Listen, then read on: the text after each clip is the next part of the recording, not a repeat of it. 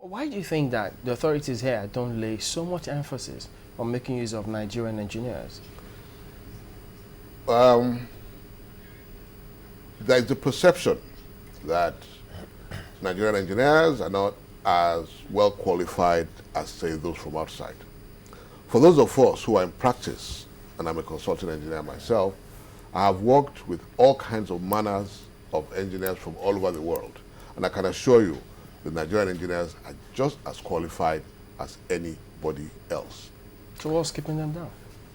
Two things. One is exposure. They're qualified, and within the environment that they operate on, they have experience. But you've got to expose them to newer ways of doing things and newer ways. Now, you can only do that if you pay them enough. The fees that are paid to Nigerian engineers are the lowest anywhere in Africa. The lowest anywhere. If you take a project, similar size project in Ghana or in South Africa or in Kenya, the Ghanaian engineer will probably get 3 times as much. The man in South Africa will get 5 times as much. The Kenyan one will get twice as much. Why? Historically, we had what was called the federal fee scale, which regulated how much people got paid for fees. When it was set up, it was good, but things have moved on beyond that. Now, the government is saying, forget the federal fee scales, we want you to bid on time and rates. It can be good, provided the rates that are being paid are good. So what we as engineers have got to do is to ensure that for infrastructure work, and it cuts across the whole gamut of professional practice, architects, engineers, accountants. If you don't pay your professionals enough, they will not attract the right kind of young graduates into their practices, and the practices will not grow. I cannot afford to pay what the oil industry pays to fresh graduates. I have no intention of doing it. It's a different, the oil industry is a different kind of industry. But I must be able to pay a young graduate enough to make it worth his while to want to stay and learn. That is the problem. So we're talking about remuneration here, which can actually drive the interest. So there's likely to be a death in professionals coming out of the universities pretty soon if we don't get better remuneration or encouragement from maybe public sector for the engineers to come on stream. No, you know what? There'll be no shortage. They'll still go to school. Because I've said, remember, I've said there's a shortage of many things, of qualified people. They'll still go to school, they'll still learn engineering, but they will not work in engineering. They'll go to the banks, who can pay them a lot more. They'll go to other sectors of engineering where they can get paid more. The telecoms industry has a shortage of engineers, and they can pay more, so they will go there, and they will not stay in the Ministry of Works and look after your roads. Because the Minister of Works will pay a fresh graduate maximum 20,000, 30,000 a month.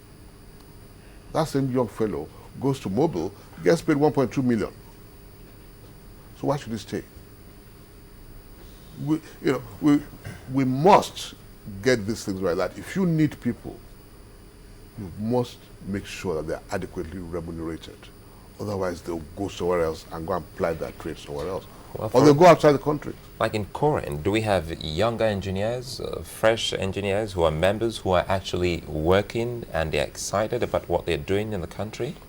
Now, what COREN is, as I said, is a regulator. So we are not, it's the Nigerian Society of Engineers and the Association of Technicians and Nigerian, they're the ones who provide the lively environment. But there are 3 things that COREN does. One is that it says that when you come out of university, you must go through a period of tutelage. We have a program that we call SITSI, the Supervised Industrial Training Scheme, which was supposed to ensure that during the course of training for the students, whether you're a technician or a technologist or engineer, you get some amount of training within industry. The intention was that government will fund this, and we will then have people who will say, you as an employer will say, Channels TV, for instance, can you take 3 of our engineering students? Don't pay them, we will pay them. This has been on the cards for the last 10 years. There is no budget for it. So we can't do sit-sit. So those students who are coming through university don't get training when they're in school. So they can only be trained after they graduate. Now, every employer then asks himself, do I want to fund the training of this young person who will then leave me after 2 years and go somewhere else? There are many challenges. I would like to read this tweet out. Perhaps you Yes. just respond before we go to the news studios. It's coming in from David. David says, in the past, Nigerian engineers are not exposed, but now fresh graduates are exposed, but senior engineers don't give them the chance to excel. Now, as an employee, right, private sector employee, it is not in my interest not to expose any young engineer. The more exposed that engineer is, the more he's able to work for me at a profit. My work is profit-driven. So that's not true. It is not in anybody's interest not to expose young engineers to whatever they need. I'll tell you the challenge that the majority of the young engineers don't want to learn. And They don't want to learn? they don't. Or they're being frustrated? Well, frustration in the sense that they're only being paid a small amount when they want more, maybe. But It kills your morale, doesn't it? yeah, of course it does. If you're not well paid, of course it does. But there are other areas where you say to yourself, yes, I'm not well paid here now, but I'm learning to be an engineering professional. And in 5 years' time, I will know so much that I'll be able to go out and perform for myself.